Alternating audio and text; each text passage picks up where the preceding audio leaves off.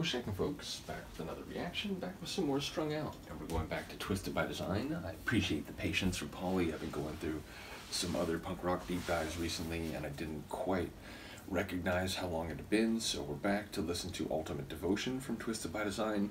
I think I mentioned at the end of my reaction to Iceburn that ultimate devotion is a very intense concept. Like, devotion is already a full, sort of unbridled commitment to something in support of something, whether that's a person or a group or a belief system, whatever it might be. And then ultimate is the most extreme or the most significant, past which there is no other level. So, yeah, it sounds very intense, and obviously very intense emotions of commitment. They can be good, or they can turn bad, or they can be perhaps overriding logical or even personal considerations about what might be harmful. So ultimate devotion, it sounds very intense. It could be a good thing, but we'll have to see. Let's find out. This is Strung Out, Ultimate Devotion, from their 1998 album Twisted by Design. I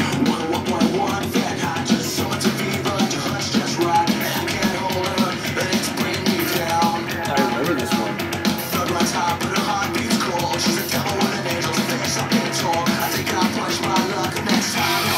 I remember this one more than the others.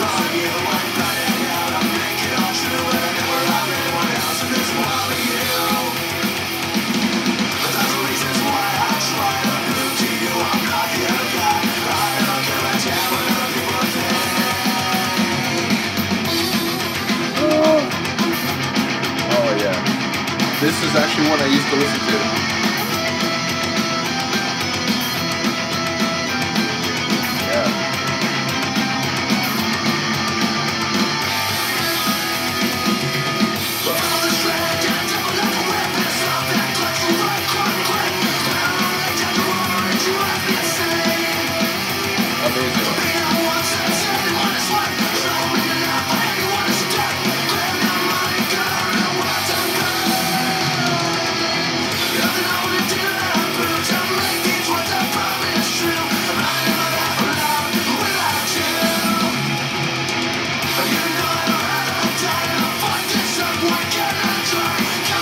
The vocals.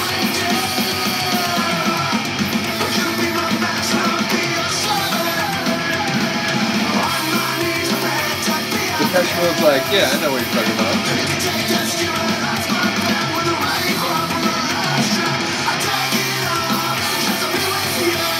So, I didn't remember that.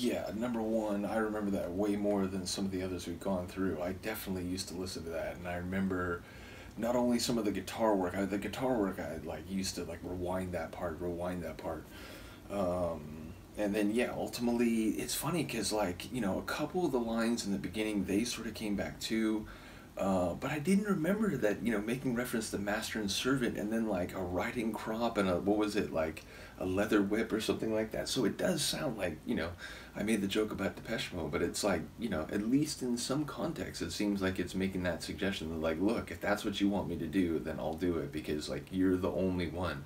It does sound singularly devoted and intense.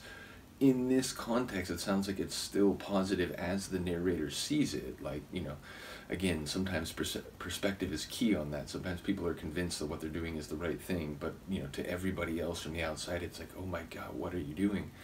So it does sound like the narrator is convinced that whatever he has to do to be with this person, that's the way he'll go. But I do wonder if there's more to it, so we will look it up very quickly. But yeah, I'd just like to reiterate that that tune is fantastic, and that was like, I was having like flashback moments, like, driving my old car in particular, where there's a car that I had late 90s, early 2000s, and, sure, I was playing techno parties and so on, but I did listen to a lot of punk rock in it too, and I had this, like, distinct memory of listening to that tune in the car. Okay, so... Alright, so the lyrics for this one, 101.1 1 Fahrenheit. That's hot, yeah. To some it's a fever, to her it's just right, and I can't hold her and it's bringing me down.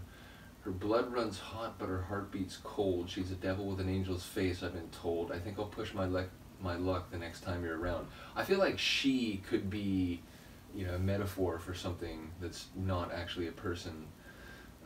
Well, I'd walk through fire for you. I'd burn in hell to make it all true. I've never loved anyone else in this world but you. 1,000 reasons why I try to prove to you I'm not the other guy. That line did come back. I don't give a damn what other people think. A flair for the strange and a temper like a whip. A soft hand clutches a riding crop grip. Okay. Smell of latex rubber drives me insane. So a flair for the strange and a temper like a whip. A soft hand clutches a riding crop grip. So it does feel like that's sort of the imagery there. Smell of latex rubber drives me insane.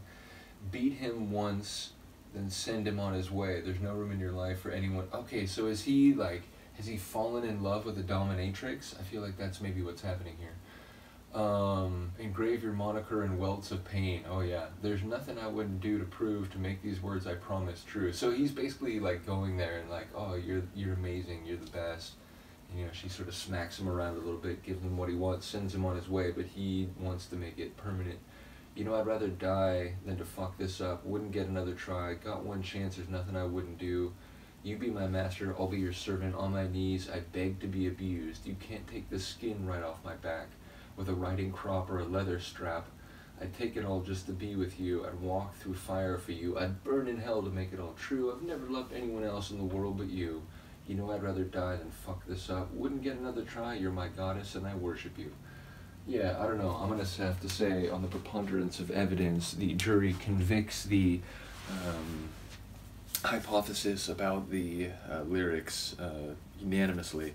So yeah, it does sound like, again, it's someone who's going to a dominatrix and is so enamored with the whole experience that he just wants to have this be a permanent experience, a permanent fixture of his life, whereas, you know, probably to the dominatrix, he is one but of many customers, or but one of many, many customers. So, yeah, it's a cool tune, and one that, you know, I remember it more sonically, as it turns out, than lyrically. And, you know, who knows, like, I think at the time I probably thought it was, like, about a girlfriend, and I didn't catch the lines about, you know, the riding crop and the leather strap and the smell of latex or whatever. So yeah, it just goes to show that, like, back in the day, like, you know, you re-listen to songs and some of them you kind of get a sense for where they're going, other ones you don't. And, you know, obviously, like, the internet technically was around late 90s, but I didn't start using it regularly until probably early 2000s. So, like, it, you know, it just wasn't the era where you could, like, what's he saying? I'm gonna go look that up right now. So it's cool to go back through this and to actually understand what's happening a lot better. So